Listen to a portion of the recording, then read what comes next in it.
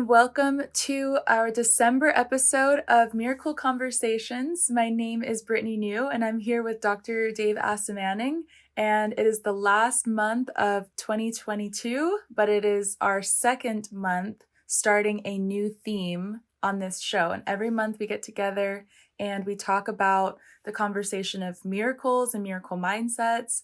And Dave always picks a really excellent theme every year. But this theme, we are making it simple, and we're just going to talk about miracles as a theme for the whole upcoming year of 2023, starting with last month. So if you didn't see last month, definitely go back and watch that episode, and that will prepare you for the rest of the theme that we have to come, including today's episode. So Dave, why don't you introduce yourself and tell us a little bit more about what you do in this industry of miracles? Well, thank you, Brittany. Happy holidays, by the way. As you Happy mentioned, holidays. we're right in the thick of the holiday season. It's December 23rd, 2022. So just a few days before Christmas for those who celebrate Christmas. So thank you for that intro. I'm an executive coach and I live in Florida. And I specialize in supporting CEOs, executives, entrepreneurs, and other leaders to develop miracle mindsets. And then I'm really obsessed with miracle mindsets professionally, excited about miracle mindsets. They lead to improved effectiveness, ease, and fulfillment in both the professional and personal lives of the clients, the leaders I work with.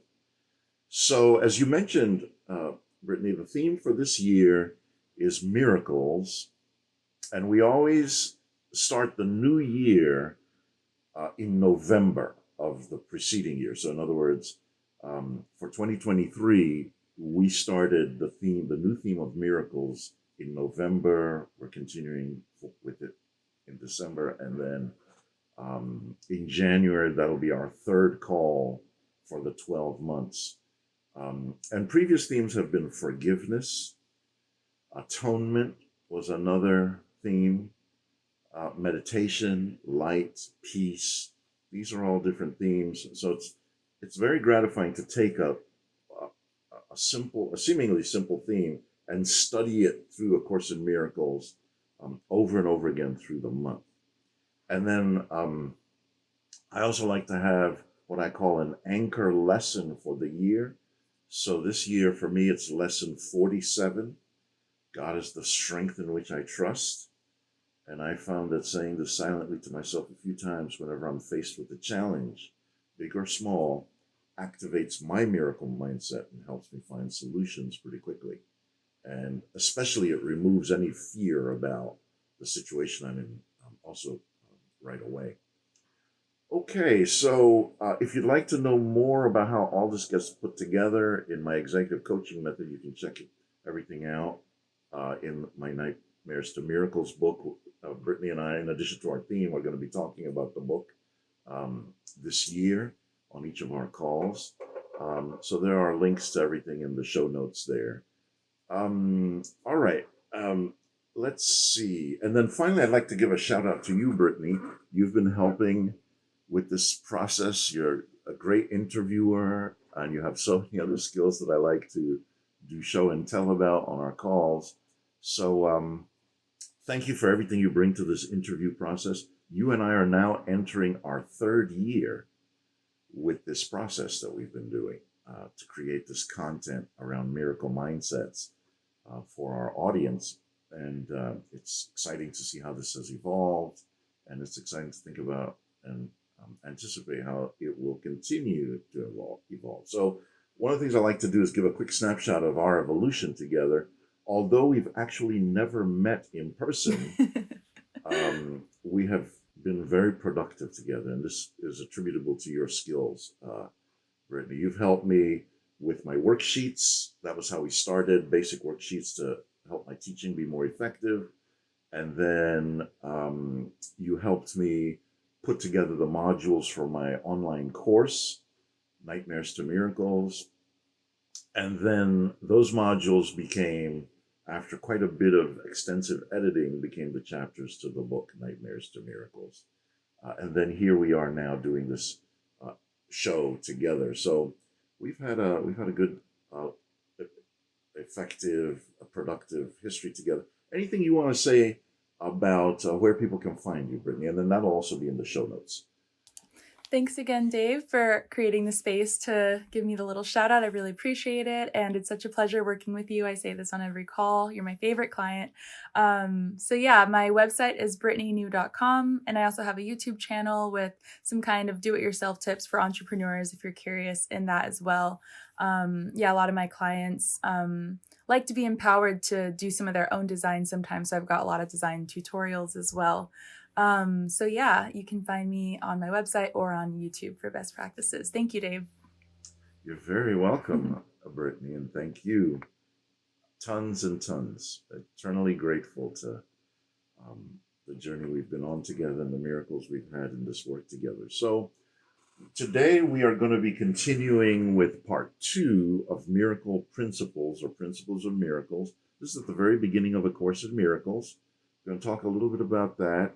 And I'm going to do this in a compressed way because we have a lot to cover since we're doing some overview work of the book too. And then last time we did some preliminary stuff about the book, the introduction, and on this call we're going to do chapter 1. So let's see. I'll just jump us right into it, and then I'll check with you, Brittany, to see if you have questions or comments as we go along. So one of the wonderful things about the principles of miracles in ACIM, in A Course in Miracles, that is that every one of these principles, there are 50 of them, every one of them uses the word miracles, right? So in principle 11, continuing from where we left off last time, we left off at 10. We did 10, we're doing 11 now. Principle 11 says prayer is the medium of miracles. It is a means of communication with the created, communication of the created with the creator.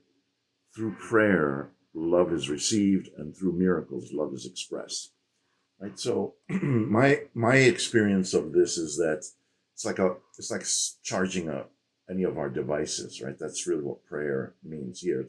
It's being still in the presence of the divine and building up a charge through that connection. There's like a palpable sense of the divine love radiating into us, and we're receiving that love. And then it enables us to extend that love to the problems we perceive in the nightmare or the everyday world we're navigating through. So let me check, Brittany, see if there's anything you want to say or ask about that. I've actually never thought of prayer in that context before. Recharging and reconnecting is a word that comes to mind, but I really like that recharging, especially, we're always so aware of when we are depleted of energy and stuff. So knowing that, prayer is how you can add to that energy and reconnect with the divine is a refreshing insight. I like that. Cool. Yeah, it's a very deliberate attempt on my part, and I think through what I've learned in the course, to get away from the talking part of prayer, where I'm like talking to God or God is talking to me. I don't think those are excluded from prayer, but the course really emphasizes this idea of a meditative practice in which we're building up love and power and strength. So thank you for that. So the second principle for today is principle 12. Miracles are thoughts. Miracles are thoughts. Thoughts can represent the lower or bodily level of experience or the higher or spiritual level of experience. One makes the physical and the other creates the spiritual, right? So here you get a sense of the course's metaphysics. In other words, it doesn't demonize the body. It doesn't say that the body is evil, but the body is definitely a limit. It's a very limited vehicle compared to the spirit, which is untethered, which is free from some of the constraints or all the constraints of the body. And then in the deepening sort of metaphysics of the course, I say the course, I mean A Course in Miracles, there's this idea that we want to constantly move to the limitless, which comes to us through the spirit, rather than an obsession with the body, which will limit us into the illusions and nightmares of our physical experience. So, uh, Brittany, any thoughts on that? Yeah, could you elaborate on what types of spiritual experience related thoughts one might have? I can't really think of any examples. I can think of, bodily experience thoughts, things day to day, but what would be an example of a spiritual level thought? Yeah, so let's say that I'm having an argument with somebody, and we're arguing about something political of the day or something in the business news, and I'm doing it from a spiritual perspective. I'm doing it a little bit tongue in cheek. The spiritual thought is that this is just a movie we're watching. It's like watching Netflix. The spiritual thought is that it's not actually the most fundamental level of reality for us to be engaged in. So I can look at us having this argument about the news of the day, and rather than really take it all that seriously and get all that heated about it, I'm like, yeah, this is just an illusion. It's a movie.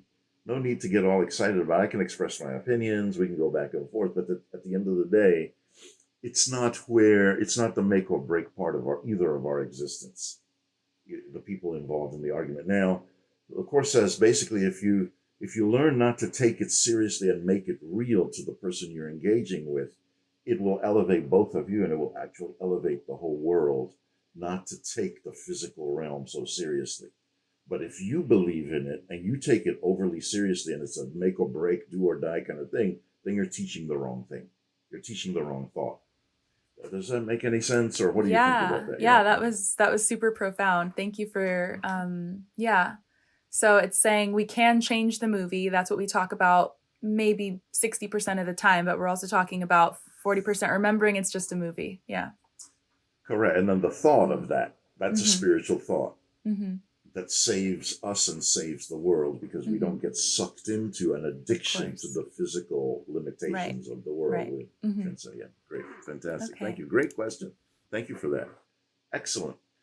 So then the next principle and the last one I want to touch on, no, sorry, the third principle that I want to touch on is principle 13.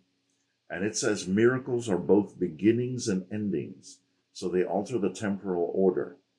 There are always affirmations of rebirth which seem to go back but really go forward. They undo the past in the present and thus release the future. I love that last sentence especially. They undo the past in the present and thus release the future. And by the way, if you want to follow along with the actual texts of the lessons, we usually have in the show notes a link to acim.org, um, and there you can plug in. There's a page where you can plug in the number of the lesson or the section of the text, and you can then call up the text. It's all available there, and with a little bit of searching, you can find what we're referring to here, um, with no cost. So miracles undo the past in the present and thus release the future. So sometimes you'll hear people saying, in their own personal lives or on TV, when the talking heads are discussing some tragedy that's happened, they'll say, well, that's a terrible tragedy from the past and there's nothing you can do about it. And then they'll just leave that hanging. I'm like, wait. That's believing in the nightmare and being stuck in the nightmare, that it's permanent, it's just one way. And I love this principle because it's saying that a miracle is a device to change in the present, to go back and change the past and release the future to a different, more positive outcome, right? And this is a very core principle in Ho'oponopono too, which we reference a lot, where Ho'oponopono says we are entreating the Creator to release negative programming that has happened in our lineage from the beginning of time to the present, and to delete all the beef, all the fighting, all the negative stuff, and that it can all be deleted from the past and really direct our lives to a different future, whether it's in relationships or finances or whatever it might be, health. So a very powerful principle. It was very Star Trek to me. So let me just check with you, Brittany, see if there's anything that comes up for you. Yeah, I really love that. It's refreshing. There's a lot of, I guess, discussion about generational trauma in the world right now. So this is an empowering thought to combat some of that for sure. Mm-hmm. Excellent tie-in. Excellent tie-in. Yes. Generational trauma, generational wealth, generational health. You hear a lot of that word generational, whether on the positive side or the negative side. So this is part of the ticket to resolving that. And a Ho'oponopono practice, for those of you joining us for the first time and not familiar with that, is related to this Hawaiian healing practice, Ho'oponopono, which means to set things aright. And um, very simply put, there are four affirmations you can repeat to yourself over and over through the day, and these affirmations then help us to clean out the past. So the affirmations are said to higher power inside of you, creator, your inner Buddha, your inner Christ, your inner Allah, however you think of it. Um, and I love you, I'm sorry, please forgive me, and thank you. And by far and away, this is the most popular thing in miracle mindset practices that I teach for everybody, everywhere. This is the thing that people just gravitate towards it. They use it. They love it. They get good testimonials on it. For what that's worth, put that out there. So, all right. So we're about to do the last principle we're touching on for today. And this principle says each day should be devoted to miracles. There's more to it, but I'm just going to stay with this part of it because each day should be devoted to miracles. I love that A Course in Miracles is authorizing the daily devotion to miracles, right? So I have been obsessed with miracles since 1995, did my Ph.D. work on miracles and psychology. And I just do it more and more every day. It's like, and this is the warrant for that. This is the sort of support for that. Every day should be devoted to miracles. Key word there. So it's just sort of permission giving at the deepest level to go into this topic and stay with it. So, any thoughts there, Brittany? No, yeah, just it's always good to be reminded to make a daily practice about what we're doing because every day you could say we need a miracle every day. There's somewhere that, this could definitely come in handy. Yeah. Yeah, and to have as my main purpose the working of this into my mindset more and more fully, and the mindset of anyone who will let me take them hostage and program it in. It's like, okay, if you listen to Dave, hey, he's going to give you the miracle talk at some point or another. And I say that tongue in cheek.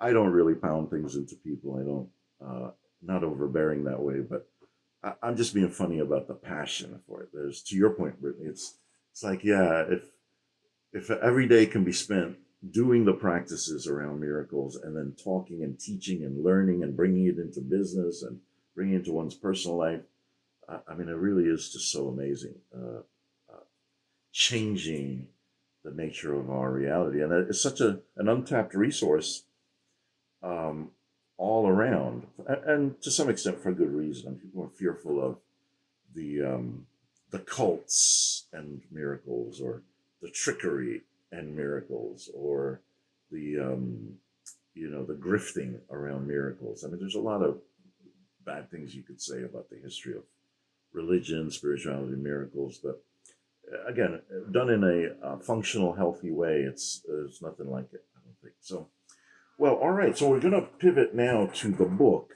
and a few highlights about the book. So yeah, so this diagram here is the entree into chapter 1 of the book Nightmares to Miracles. And incidentally, this is, if you look at the full worksheet here, this is some of your handiwork, Brittany. You helped to put all of this together with the logos at the bottom, and the branding at the top, and put all of this together so that I use this as a teaching tool with my clients, even though it's in the book. And we tried very hard to get the graphics in color in the book. The size of the book makes the graphics a little bit hard to decipher and to read the text on. So I have all of these graphics for each of the chapters as an additional locatable file where you can get the full size of these and enlarge them and use them to study the material in each of the chapters. So the three keys to miracle success. This is what we get into in chapter 1. And so the chapter does give some background as to how I came to the three keys. And it was mostly through my PhD work. Won't get into all of that. The book talks about it a little bit, but won't get into all of that here. But suffice it to say that these three keys are the customer-facing, user-friendly reduction of the more abstract, sort of hyper-intellectual doctoral process, and just sort of bringing it to a place where you can plug and play. So we've got three keys: the practical key in the red circle, the blueprint key in the blue circle, and then the inner genius key in the green circle.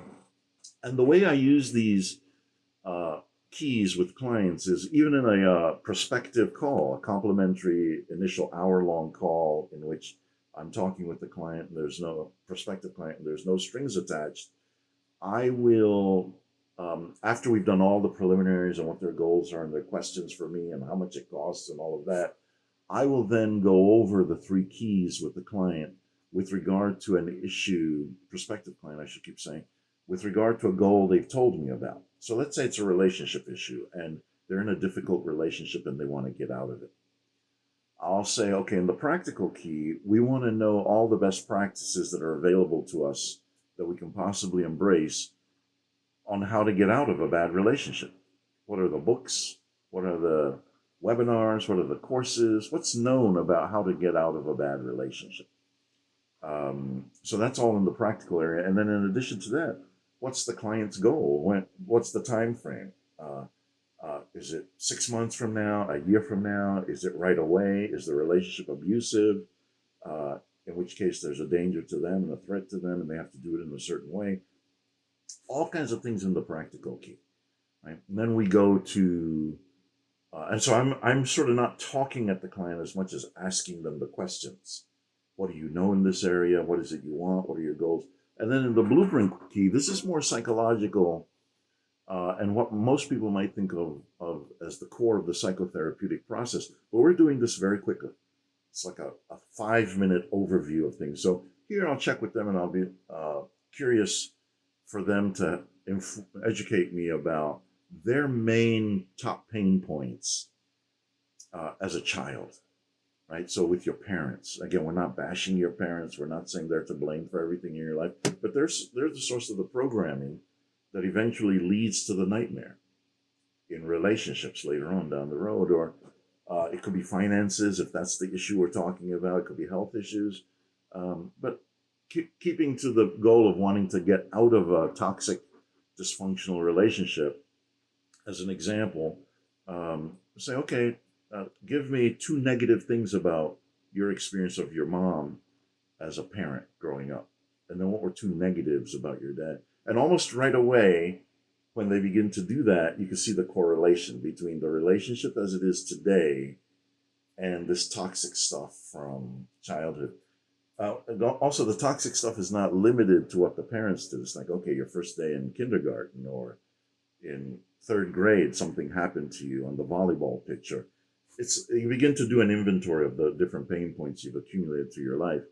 And then the real innovation through the things we've been talking about, Brittany, with regard to miracle mindset, is pivoting to a quick exercise with a prospective client to delete negative programming.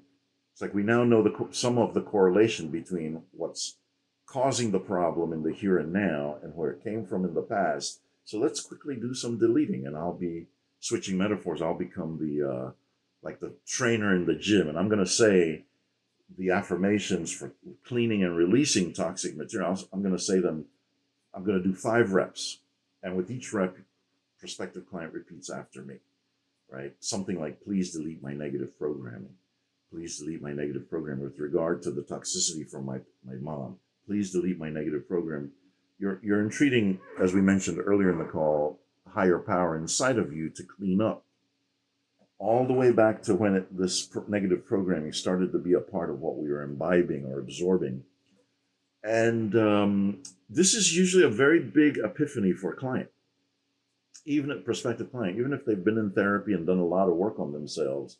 The combination of the practical goal together with the connecting between an earlier pain point and what's going on now that's toxic, and then a quick way to start releasing that is like, oh my goodness, wow, okay, it leads to some quite interesting reactions. And I then know as a potential coach for the client whether it's a good fit or not, if they're responding to this. Some people will disclaim it or push it away. Oh, this, I don't know, this is, they lean back from it. And then I know that it's, as we do the selection process, the qualifying process with each other, I know that it's probably not the best fit if they're not getting somewhat excited about this. Or on the other hand, it is a good fit if they're really leaning into it. Then the third circle, the green circle, the inner genius part there, is really just about higher power. And that's already invoked when we do the cleaning. Please delete my negative program. That's who you're talking with. But here I'll do a quick inventory. I say, tell me your spiritual bio. What's your spiritual journey been like? What was it growing up? Was it really secular, even atheist? Was it spiritual in some way? Was it overbearing for you? And where are you today? What do you believe in? And then the real rationale for that whole course of inquiry is something I came up with, this metaphor I say. And again, with these different things, it's always fun to put the metaphor out. And then if you hear the client chuckling, you know that you're on the right way, same wavelength. So I'll say, yeah, it's like spicy food. I don't want it spicy, means I don't want any religion whatsoever. I want it mild, which is I can have a little bit here and there. I really want it spicy. I mean, I really want to get into Buddha and Christ and Allah and whatever the particularities of my faith are. So we get a little chuckle out of that. And then this is sort of the initial way I use this, as I said before, to qualify the dynamic, the relationship. And then I use this over and over and over. I'm really trying to impart it to the client as a technology that will help them. So it could be 2 years into our work together, 10 years into our work together. A client will say, I have this really burning issue with whether to fire somebody or not. And I'll say, okay, let's go back. Practical. What's the outcome you want at a practical level? What buttons does this push for you psychologically? Let's clean on that. And then how can you deepen your connection to higher power in the process, so you're not just sort of making decisions based on old data like fear or guilt. You clean that out, but you're really asking for GPS guidance as you plug in and get charged through higher power. So, Brittany, any comments, questions, anything you want to remark on? And then that's it. This is really chapter 1. Next time we'll do chapter 2. Uses the same diagram, but there's some other things to highlight on here. Any comments? Yeah, I just wanted to say it's really great, the example that you gave to show the symbiosis between the 3 keys, kind of like checking in on the practical level, on the past programming level, and then on the future connection to source, and how you can kind of curve your decisions around that. So I really like that example. And I've done this work for you. I've done this, I designed the worksheet. I've read these chapters of your book. I've taken your course essentially. And so every time you put it into a new context, it just adds more color to the messages. So thank you for that. It's really good. Mm-hmm. You're very welcome. Yeah, and help again. It's a miracle, right, that we've been on this journey together. Mm-hmm. You've been exposed to it from so many different directions, and mm-hmm. the fact that you've done the design on so many levels, the worksheets mm-hmm. for 1, the course modules for 2, and then, these interviews and this show that we have now. It doesn't necessarily mean that you would engage with the material, right? That some people they produce the content or whatever is needed, and they're not really that engaged. But part of the miracle of our journey is that you've been an effective interviewer and you've entered into this whole world that we're talking about. And yeah, so for me, I'm very passionate about this process and this technology. again, at the end of the day, most things in the world are not all that new. It's just new ways of Mm-hmm. combining things. But being able to hold these three things together, right? So uh, is just such a passion because therapy typically is focusing on the blue circle Mm-hmm. most of the time without deleting the programming. It's just, oh, Mm-hmm. awareness will be beneficial. And it is. I'm not knocking that. But why not delete the programming if you can? It's like having stuff on a computer and saying, oh, my computer is loaded with a lot of viruses. That's good to know. But at Yeah. the end of the day, it's not enough, right? And I don't mean to be glib about that part of the process. Or at the Mm-hmm. practical level, it's like most of us go to school a lot, graduate school, all this other stuff, a lot. It's just, it's so much technical knowledge, but it can fail to be really inspiring Mm-hmm. because it's just so heavy on the technical side Mm-hmm. of whatever it is, engineering or medicine and so on. And so it can be hard to stay motivated without the connection to these other two. And then finally, the green circle is like, wow, if this is the source of that recharging power that we talked about earlier in reference to prayer is the medium of miracles, how why would one want to go through life without getting charged up regularly? Mm-hmm. It's like to do whatever one has to do. It's like, so holding all three of these together, it's just really super exciting as part of the calling into miracle mindsets. Absolutely. And yeah, your teaching has resonated with me since day one. Believe it or not, I do try to work with people that are teaching and doing things that really align with my core values. So I turn projects away for that reason sometimes, and yours definitely resonated with a lot of things I agree with. So I think this is great information. And I also wanted to mention that in all of these calls, we've been focusing a lot on A Course in Miracles as a text, but I really am excited that we're diving into Dave's Course in Miracles with this teaching, because these three keys are this is the framework that you created. So this is nice to revisit that and add that to what we've been talking about in the past. Thank you for that. Yeah, I really appreciate it. It's I say somewhat seriously to clients at times that I'm proud of my dissertation, which is Mm-hmm. the source of this particular method, right? As I mentioned Mm-hmm. earlier, I'm really proud of it. It's 300 pages. It's very technical. It took me forever to do. It was a hard process for me for a lot of different reasons that have mostly to do with my own. I have to take responsibility for why it was so hard. But bottom line is, I'm really proud of it. Good piece of work, I think. Has stood me in good stead. But A Course in Miracles is easily a billion times better than my dissertation. I, Again, I like getting that response, right? It's like yeah. A Course in Miracles is easily a billion times, if not a billion times a billion. I mean, I couldn't say enough about A Course in Miracles on the topic of miracles. Mm-hmm. My dissertation does not come close to what the Course in Miracles is doing, which is why I think it was good to lead off in our series for the last 2 years Mm-hmm. with the Course and some of the lessons we've touched on Mm-hmm. as the foundation for miracle mindset at its best in terms Mm-hmm. of what I know. And then this is sort of a way of breaking it down and mediating it Mm-hmm. in a way that, Supplementing a bit. yes, Mm-hmm. exactly. So, Mm-hmm.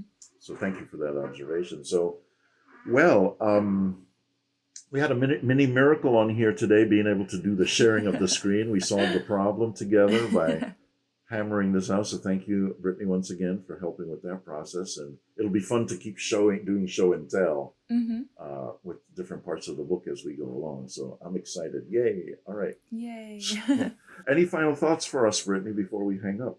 No, thanks for another great show this month. Yeah, I think I like to end our calls with some kind of call to action, application. I don't have one in mind as I'm saying this at this moment, but I guess what I'll get into is that, New Year is coming around in a couple of days, and we always like to make our New Year's resolutions.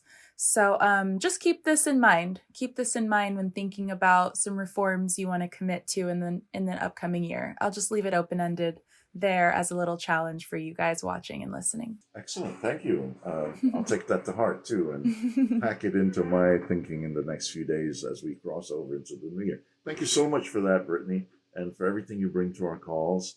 And thank you, our audience. Um, love you. Just so grateful to you, and hope that this is helpful. And we haven't started doing the obsessive. If you liked this, give us a thumbs up and subscribe. We haven't started, leave a comment below. We haven't started that kind of ritual yet. But again, but they're always welcome. Comments that's always right. welcome. And I can see it coming in a very easy way at some point. But we were, first things first. We really wanted to get to the content at a very foundational and powerful level. And I feel like we've done that. This feels like the right next step for us. Not to be overly self-congratulatory or anything, but yeah. So thanks, Brittany, and thank you, audience. Happy holidays, and see you in the new year. Thank you, Dave. Happy holidays. Bye, everyone.